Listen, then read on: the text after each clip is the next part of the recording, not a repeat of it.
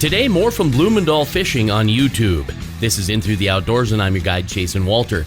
In his video, Finding Spring Walleyes on Large Reservoirs, he talks about spring fishing and finding flats rather than fishing structure. Spring is all about the flats. You want to fish flatter areas. You don't necessarily need to be fishing steep drops. You're not necessarily fishing structure like points and humps. I have found occasionally that it's nice if a flat area has a little bit of a drop in access to deep water somewhere nearby, but predominantly what you're fishing is a pretty decent sized flat area.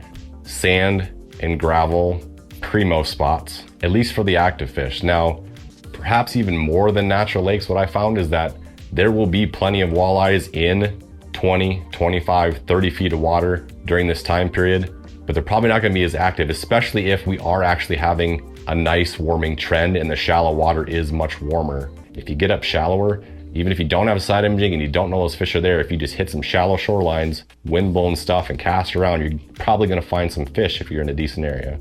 And to that end, I also find that side imaging is king when it comes to this time period of the year.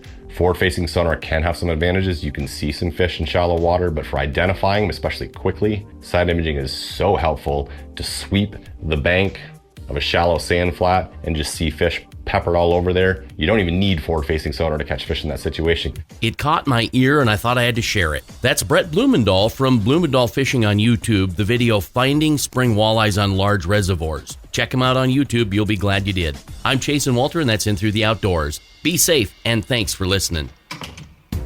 There's more In Through the Outdoors on my YouTube channel at Jason Walter's In Through the Outdoors. Please hit subscribe while you're there and check out Between Hook Sets live every Wednesday night at 7 p.m. and get both wherever you dabble in podcasts.